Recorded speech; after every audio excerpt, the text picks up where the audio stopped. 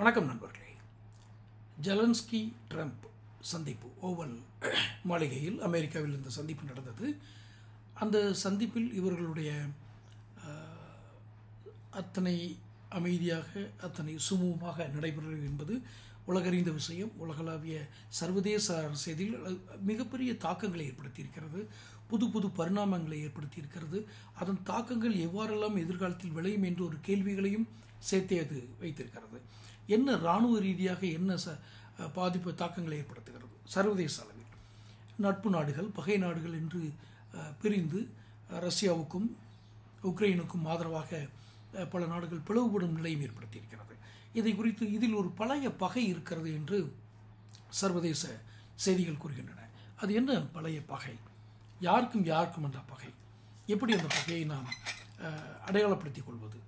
இது எப்படி சர்வதேச அளவில் அரசியல் தாக்கங்களை ஏற்படுத்தும்? இதுதான் இந்த பதிவு.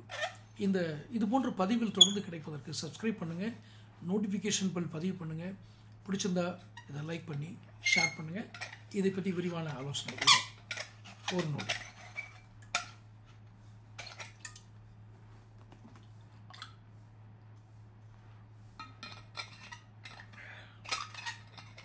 ட்ரம்ப் ஜெலன்ஸ்கி சந்திப்பு மன்னிக்கணும் ட்ரம்ப் ஜெலன்ஸ்கி அந்த சந்திப்பு நடக்கும்போது ஏற்பட்ட நிகழ்வுகள் உலகளாவிய எல்லாத்துக்கும் தெரிஞ்சிருக்கும். அதை பற்றி திரும்ப இது பண்ணுறதில்லை. இந்த மோதலுக்கு பின்னால் இருந்த பகை 2019, அதாவது கடந்த 3 ஆண்டுகள், 2019 விட்டுருக்கேன், அந்த சம்பவத்துக்கு முன்னால் கடந்த 3 ஆண்டுகளாக அமெரிக்கா ஐரோப்பிய நாடுகளுடைய உதவியோடு தான் உக்ரைனுடைய ரஷ்யாவோட போர், உக்ரைன் அண்ட் ரஷ்யா போர் நடந்து கொண்டிருக்கிறது. தற்போது அமெரிக்காவினுடைய இராணுவ உதவிகள் நிறுத்தப்பட்டதுனால உக்ரைன் இனி எப்படி தாக்குப்பிடிக்கும் என்ற கேள்வி எழுந்த சூழல் தான் ஐரோப்பிய நாடுகள் உக்ரைனுக்கு ஆதரவு குரம் நீட்டியிருக்கிறது. அதே நேரம் ட்ரம்ப்புக்கும் ஜெலன்ஸ்கி இடையிலான மோதல் எதிர்காலத்தில் எத்தகைய விளைவுகளை ஏற்படுத்தும் என்பதுதான் சர்வதேச விவாதங்கள் நடைபெறுகிறது. ட்ரம்ப்புக்கு ஜெலன்ஸ்கியும் இடையிலான வெள்ளை மாளிகை மோதலுக்கு முன்னால் சில வரலாற்று சம்பவங்களை நம்ம பார்க்குறோம். என்ன, இப்போது கிட்டத்தட்ட இது இவர்களுடைய நீண்ட காலமாக நிலை வர்ற ஒரு பகை தான் காரணம். யாருக்கு? ஜெலன்ஸ்கிக்கும் ட்ரம்புக்கும். அது என்ன பகை? ஜோ பைடனுடைய மகன் ஹண்டர் பைடன், இவர் உக்ரைனில் இருக்க பிரிஸ்மா என்கிற ஒரு எரிவாயு நிறுவனத்தினுடைய இயக்குநரில் ஒருவராக இருந்திருக்கார். அப்போது ஹண்டர் பைடனுக்கு அந்த எரிவாயு நிறுவனத்துடன் இருக்கும் வர்த்தக தொடர்பு குறித்து ஒரு புகார் கிளம்பியிருக்கு. யாருக்கு? இப்போ இருக்கிற அதிபர் ஜோ பைடனுடைய மகன் ஹண்டர் பைடன். 2016ஆம் ஆண்டு அது. அப்போது அவர் உக்ரைனில் இருக்க ஒரு கம்பெனியோட டைரக்டராக இருக்கார் அப்படின்னு உடனே இந்த வர்த்தக தொடர்பு கொடுத்து ஒரு புகார் வருது. அதன் விசாரணையை 2016ஆம் ஆண்டு அப்போது துணை அதிபராக இருந்த ஜோ பைடன் தனது அதிகாரத்தை பயன்படுத்தி தடுத்தார் அப்படிங்கிறது தான் குற்றச்சாட்டு. இந்த நிலையில் தான் இந்த குற்றச்சாட்டு 2020 அமெரிக்க அதிபர் தேர்தலில் ஜனநாயக கட்சியினுடைய வேட்பாளராக ஜோ பைடன் அறிவித்த களமிறங்குகிறார் அப்படிங்கிற சூழல் வந்த உடனே தேர்தலுக்கு முந்தைய ஆண்டு, அதாவது 2019 ஜெலன்ஸ்கியோட தொலைபேசியில் ட்ரம்ப் பேசுகிறாரு. என்ன, ஹண்டர் பைடன் ஜோ பைடன் ஆகியோருக்கான எதிராக புலன் விசாரணையை தொடங்குங்கள் அப்படின்னு ஜெலன்ஸ்கிட்ட ட்ரம்ப் சொன்னதா ஒரு செய்தி. அப்போ அமெரிக்க அதிபர் தேர்தலுக்கு முன்பாகவே இந்த விசாரணையை தொடங்கிட்டா இவர் அந்த நாட்டோட ஒரு வணிக தொடர்பில் இருக்காருன்னு சொல்லி ஒரு குற்றச்சாட்டை கிளப்பி தன்னுடைய வெற்றியை எளிதாக்கலாம் அப்படின்னு சொல்லி நினைக்கிறார். யார்?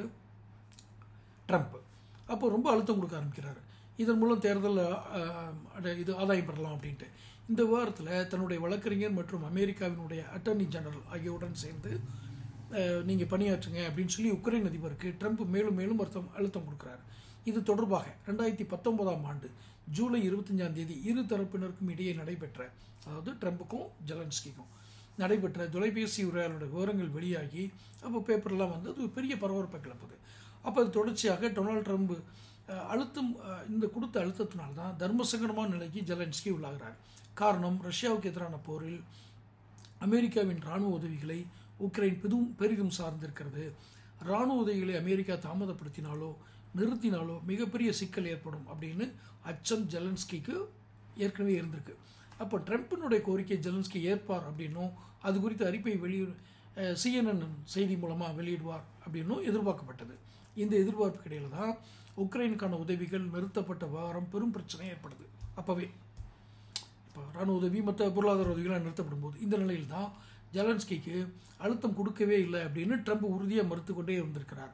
ஆனால் பைடன் குறித்த விசாரணை தொடங்கினால் மட்டுமே உக்ரைனுக்கான நிதியுதவியை விடுவிக்க வேண்டும் என்று தங்களுக்கு உத்தரவிடப்பட்டதாக யார் சொல்கிறாங்க? அமெரிக்க அதிகாரிகள் சொல்ல ஆரம்பிச்சிட்டாங்க. அப்போது மேலும் ஜோ பைடன், ஹண்டர் பைடன் ஆகியோருக்கான எதிரான விசாரணையை தொடங்கினால்தான் வெள்ளை மாளிகைக்கு ஜெலன்ஸ்கி வர முடியும் அப்படின்னு ட்ரம்ப் நெருக்கடி கொடுத்துருக்காருன்னு அதிகாரிகள் சொல்கிறாங்க.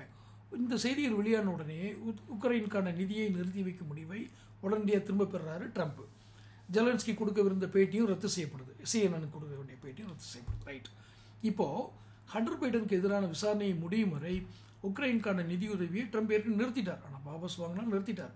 அதைத் தொடர்ந்து இத்தகைய நடவடிக்கையின் மூலமாக அமெரிக்க அரசியலமைப்பு சட்டம், தேசிய பாதுகாப்பு, அதிபர் தேர்தலுக்கான நம்பகத்தன்மை, இதை அனைத்துக்கும் டொனால்ட் ட்ரம்ப் ஆபத்தை விளைவித்து விட்டார் அப்படின்னு ஜனநாயக கட்சி குற்றம் சாட்டுது.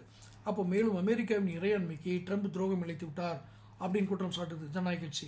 இதை அடுத்து ட்ரம்பை பதவி நீக்கம் செய்ய கோரும் அமெரிக்க பிரதிநிதிகளின் தீர்மானமும் சபையில் நிறைவேற்றப்படுது. இதெல்லாம் அவருடைய முந்தைய ஆட்சி காலத்தில். ரைட்டா? ஆனாலும் விசாரணைக்கு பிறகு குற்றச்சாட்டிலிருந்து ட்ரம்ப் விடுவிக்கப்படுகிறார். அதன் பிறகுதான் நிறுத்தி வைக்கப்பட்டிருந்த நிதியுதவி உக்ரைனிடம் வழங்கப்படுகிறது. ஐநாவினுடைய 2 தலைவர்களும் பத்திரிகையாளர் சந்திப்பில் கலந்து கொள்கிறார்கள். அப்போது ட்ரம்ப் அழுத்தம் கொடுத்தாரா அப்படின்னு ஜெலன்ஸ்கிட்ட செய்தியாளர் கேட்டபோது அவர் அதை உறுதிபட மறுக்கவே இல்லை. ஆமாம் கொடுத்தாரு அப்படின்னு. அப்போது ஜெலன்ஸ்கிக்கு பின்னால் தான் ட்ரம்ப் நின்றுட்டு இருந்திருக்காரு. அழுத்தமெல்லாம் கொடுக்கவில்லைன்னு ட்ரம்ப்பும் சொல்கிறார். ஆனாலும் இவர் அதை உறுதிப்படுத்தலை. அதுலேருந்து நீர் பூத்து நெருப்பாகவே இது புகைச்சிக்கிட்டே இருந்திருக்கு. வெள்ளை மாளிகைக்கு இந்த ஜெலன்ஸ்கி வர்றப்போ இது வெளிப்பட்டிருக்கு.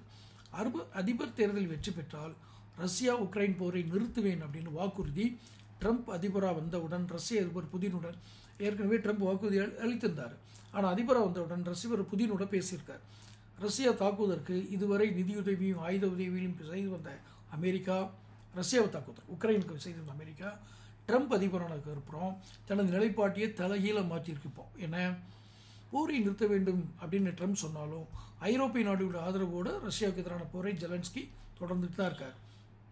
தங்களுடைய உளவுத்துறை தகவல் எல்லாம் உக்ரைனோடு நீங்கள் பகிர்ந்துக்காதீங்க அப்படின்னு பிரிட்டன், பிரான்ஸ் போன்ற நாடுகளுக்கு அமெரிக்கா, இது ஒரு தன்னுடைய நட்பு நாடுகளுக்கு அமெரிக்கா வலியுறுத்தியும் வருது. ஆனால் இந்த சூழலில் உக்ரைனுக்கு இராணுவ உளவு தகவல்களை அளிப்பதாக பிரான்ஸ் அறிவித்திருக்கு.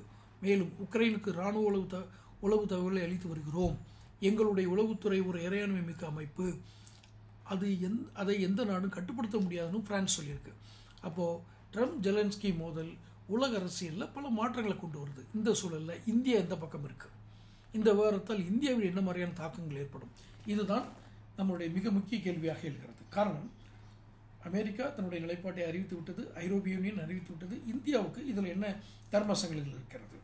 எந்த முடிவுகள் எடுத்தாலும் அமெரிக்க இந்திய உறவையோ ஐரோப்பிய யூனியன் இந்திய உறவுகளையோ அது பாதிக்கக்கூடாது என்பதில் மிக கவனமாக இருக்கிறோம். காரணம், இதையெல்லாம் வர்த்தக உறவுகளோடு நாம் சம்பந்தப்படுத்தி கொள்கிறோம். இங்கு நிதி இந்த இரண்டும் கடந்தும் கூட நம்முடைய வணிக உறவுகள், சைனா இந்த பக்கம் போகுது, அதுக்கு தகுந்த நம்ம எடுக்கணும்னு பல அம்சங்களை சார்ந்தது இந்த விவகாரம். இந்தியா என்ன நிலைப்பாட்டை எடுக்கும், இது இந்தியாவில் என்ன மாதிரி தாக்கங்கள் ஏற்படுத்தும், இதை அடுத்த அத்தியாயத்தில் அடுத்த பதிவில் சொல்கிறேன். அடுத்த பதிவில் உங்களுக்கு கிடைப்பதற்கு தொடர்ந்து இந்த நம்முடைய சேனலுடைய பதிவுகள் வருவதற்கு சேனல் சப்ஸ்கிரைப் பண்ணுங்கள், நோட்டிஃபிகேஷன் பில் பதிவு பண்ணுங்கள், பிடிச்சிருந்தால் லைக் பண்ணி ஷேர் பண்ணுங்கள். நன்றி.